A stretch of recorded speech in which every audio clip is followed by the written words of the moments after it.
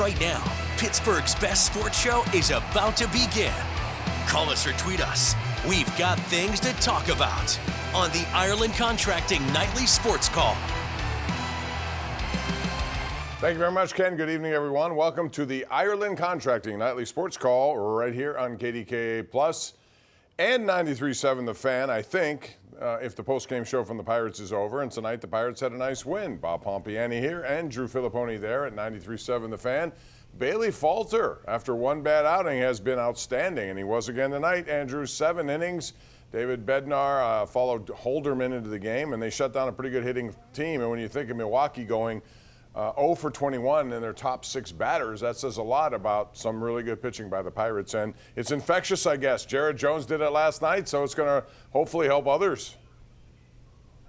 Yeah, this is why games aren't played on paper, because Bailey Falter, before the season started, was viewed as by far the Pirates' weakest link in the starting rotation. I didn't think he had any business being a major league starting pitcher. With some of the other options that were available, I thought he was just keeping the seat warm for Paul Skeens whenever he was ready to pitch. And instead, he's been very good, as you pointed out, since that opening Sunday in Miami, Easter Sunday, when he got snowed in or caved in by the Marlins early in that game. Since then, in April, his ERA is under 2. He's been very deceptive. He's got really an unorthodox delivery, and I think people are having a hard time picking up the ball at his release point, so it gets on him a lot harder.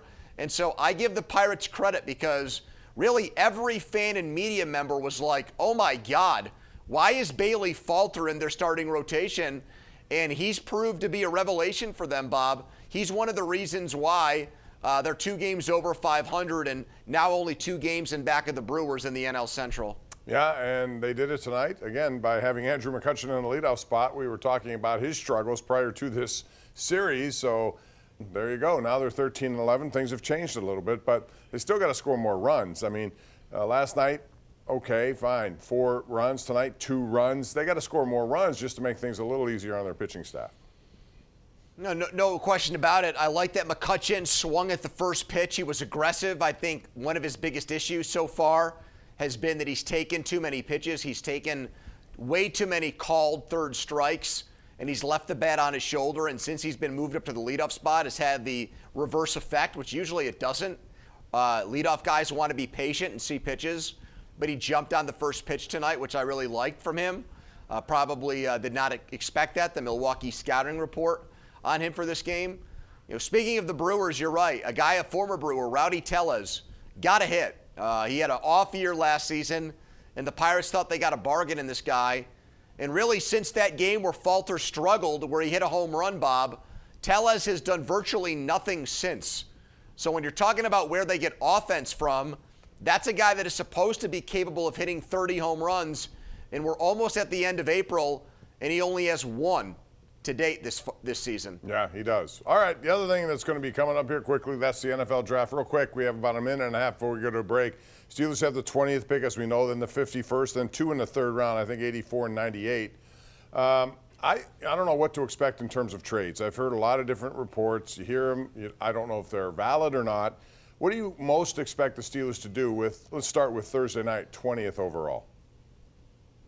Well, I expect them, if they stay where they are, to take an offensive lineman, and I think if the Duke center is there, that'll be the guy they take. If he doesn't get swallowed up by Seattle or somebody else, I think that's the guy they'll take, because he also can be a tackle. He played 5 games at center his freshman year, and he was a left tackle at Duke after that. So I think they'll love the versatility, even though he does project as a center. And the last time they took a center in the 1st round, Marquise Pouncey, he turned into a borderline Hall of Famer. But there's all kinds of stuff out there, whether it's Brandon Ayuk. Report today that they could even move up to 12 to take the corner from Toledo, Mitchell. I don't see that. I don't see that. Do you? Well, Bob, you know what, though? I got to be honest with you. I can't do they'll never do that routine anymore, because they signed Russell Wilson and traded for Justin Fields in the same offseason. I know, but so the days of me standing here and rolling my eyes are saying there's no way they'll do that. I can't anymore.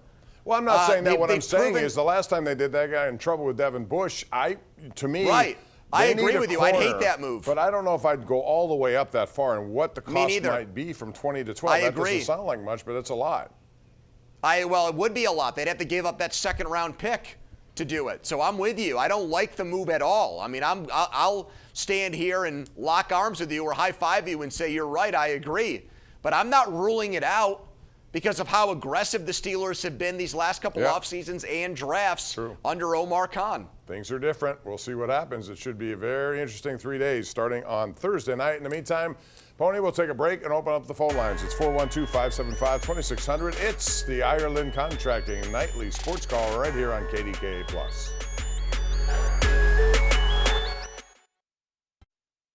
Our GMC Sierra tweet of the night goes to, well, this was last night's. We talked about Garrett Cole and what he did. Well, last night, that man right there, the rookie sensation, 22-year-old Jared Jones, did something. We were going to talk to you tonight about Bailey Falter, and after his 5 starts, he has a 3.33 ERA, but if you discount the first one, it's under 2, as Andrew said. So one other thing I want to get into, Andrew, before we go to the lines, and that's hockey, because tonight we saw the Rangers go up 2-0 on their series. Capitals had a chance late, could not do it. They lose 4-3. To me, that series is going to be over. I don't see Washington with enough firepower. But the one that I couldn't believe last night after I watched it, but then again, if you look at the statistical evidence, it's surprising that Carolina was down 3-0 to begin with. They came back, stormed back, won 5-3. Gensel had a couple of assists. Carolina absolutely dominated every facet of that game to the point where they limited the Islanders to 13 shots on goal. That, to me, there's no way the Islanders can come back from that, can they? You wouldn't think so. I love Carolina just like you. We both think that they're the team in the Eastern Conference that is the best collection of players and will get to the Stanley Cup final out of the East. But the Islanders are a tricky little team. They get production from their bottom 6. They've got guys like Nelson, who has stymied the Penguins over the years. Pad Joe, if he gets healthy, same thing. And their goaltending can carry them at times. So they can get outplayed in games, but they're opportunistic, and it's possible the rest of the series they get the better goaltending. That could absolutely happen. I think the Capitals are dead. I think they got no shot. They really have no business being in the playoffs. The Penguins are a much better team than the Capitals are, and they proved that when they faced off against each other down the home stretch. But the Islanders, I've seen them, Bob, look dead to rights and then rally, like going to back-to-back Eastern Conference finals not that long ago with a lot of the same players who are on this team. I would heavily favor Carolina, but I don't think they're completely out yet because they haven't played a game at home. The other one that's interesting is that Boston stuck with their alternating goaltender. Not that I'm blaming Linus Ullmark on last night's loss to Toronto 3-2, because I thought, Toronto played a good game, and they won that game, and they got a great goal at the end by Austin Matthews. But it's interesting that they continued that alternating goaltenders. Now, I wonder, Game 3 in Toronto, what would happen? Does Montgomery go back to Swayman, or do you think he sticks with Ullmark, or will he just continue what he's done all season long? Because this is a different animal. Playoffs are different than they are regular season, for sure. He'll go back to Swayman. If Swayman plays, I think, a dominant game, and he's 2-0 in the series, I believe he'll start Game 4. Swayman's a guy I have eyes on as a Penguins fan. I don't think it's realistic at the moment because Tristan Jarry and getting that deal out from underneath them, I think that'll be very difficult. But I don't know how much longer Boston can pay both goalies. And I think Swayman has a chance to be on his own one of the best goalies in the entire NHL. And I think there are going to be a lot of teams that wonder about that this offseason. How much longer, just like the Penguins with Jarry and Fleury, and I understand there was an expansion draft back then that complicated things. It's just tough when you've got 2 top-shelf goalies. How do you pay both of them in a salary cap sport? Good point. All right, let's go to the phone lines, beginning with our number 1 Cochrane Go One Better caller of the night. That would be Dave on the north side. Dave, welcome to the program. Go ahead. Hello, Dave. I think they should bring up Nils in the lineup, maybe up to 5. I think he deserves that right now, and put Telendis down to 6 or 7. What do you think about that, Bob? Well, I think the lineup that is, I assume you're talking about the Pirates here, is fine the way it is based on the last 2 games. He had Reynolds batting second. I don't have a problem with Andrew McCutchen batting leadoff if that gets things going for them, because he needed to get things going. But no, I don't. He's going to change. Derek Shelton changes lineups all the time. That's what he does, Andrew. He'll try to tinker with something that works. They need to do something with Tellez, obviously. Henry Davis, obviously, has to get going. I'm not sure what they do tonight. Joey Bart played again, so it's interesting to see what happens when Grandal gets up here, when he plays, and who goes down. And you're right, Bart, I think, is out of options. Yeah, so I think it'll be Davis who goes down. I think quietly the Michael A. Taylor move hurt Davis because now right field is pretty much off the table because you played Taylor in center and that moved Sawinski and Reynolds to the corner outfield spots. So that's not really an option. And I don't see them, asking Andrew McCutchen to retire or making him the last guy on the bench in order to play Davis every day at DH. So he'll go back down and probably catch every day at AAA. And then you'll see Barton Grandal. That could happen as soon as next week, Bob. But, I would not give up on Henry Davis in the name of Yasmani Grandal. I don't really see Yasmani. Seriously, I mean, he's a guy in his late 30s. Let's see how I think handling a pitching staff's a little overrated these days when every call is pretty much made from the dugout. It's not like Grandal's going to go in there and tell Bailey Falter, these are the pitches that I want. It's not like that anymore. I wish it was, but these guys are so hands-on, it doesn't even work that way anymore. And he's not a good hitter. So Davis better figure it out because he's the first overall pick in the draft, and he's not young. This is not a high school kid we're talking about, Bob. This is a guy that played a lot of college baseball.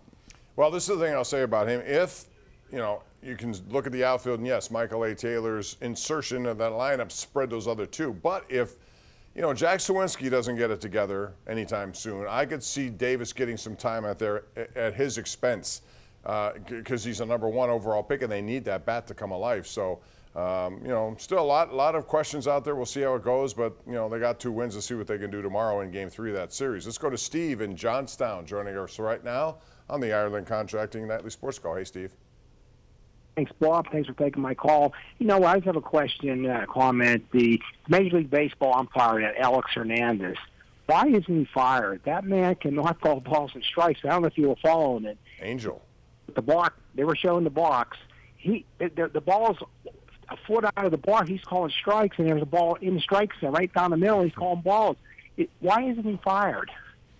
That's a good question. I mean, of all the people out there, he is the worst violator. He gets himself into a lot of situations that, to me, he has absolutely nothing to fall back on. His decision-making back there is very erratic, and I think it sends pitchers with an unknown factor. Like, what do you do? Even batters, Andrew. Batters need to know what umpires are calling, and if you're consistent, then they know. If not, then they don't know. And if you're a rookie hitter, like I saw the other night where a couple of guys, and Wyatt Langford's a good player, but he can't say much because he's a rookie. Although you can tell he got some calls that were not strikes, and he stood there and took them, and he had to take them. Yeah, I don't like that aspect either where guys don't get preferential treatment because they're young and they feel like the umpires feel like they have to prove it or earn it in order to get borderline calls. If it's a strike, it's a strike. If it's a ball, it's a ball. Don't give a veteran tip of the cap to a pitcher or a hitter because of how long they've played or what their resume is. I want it objective. I want it called down the middle. And that's why I think the computer should do it. We've got an automated strike zone system. It might not be perfect, but I can guarantee you it would be more accurate than what we get right now from some of these buffoons like Hernandez who have no business being major league umpires. Yeah, I agree. I mean, some of it's so bad that you have to do it, although there are some people who may not like it. Who knows how some people feel about it. Hey, Bob, what is going on with Steve Banko's Phoenix Suns? Do they just want to just pack it in here? Do they just want to get on the golf course and join Evgeny Malkin, who had his first career birdie this week, by the way? Congrats, Gino. They want to join them on the golf course, guys like you. What a disgrace. Well, especially with that tonight. talent, they brought in Bradley Beal, and you expect him to be a closer kind of guy, along with Devin Booker, and KD's not doing it at all, and Steve is really frustrated. And they're crying the blues. They're singing the blues because Grayson Allen turned his ankle. Big deal. Who cares? You shouldn't need Grayson Allen to be you shouldn't need Grayson Allen to be competitive though in a playoff game against Minnesota. You got a big 3.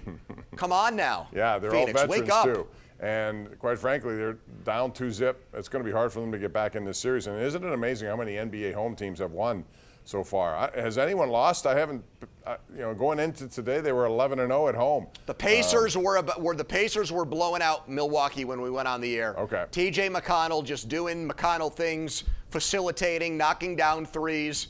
Gus Johnson screaming at the top of his lungs, calling that game on NBA TV, breaking glass and wine cups all across America. That guy just screams and yells, Bob. It's unbelievable. And you get paid a lot of money to do it. We're due for a break. We'll take it right now. It's the Ireland Contracting Nightly Sports Call right here, KDKA Plus and 93.7 The Fan. We'll be right back.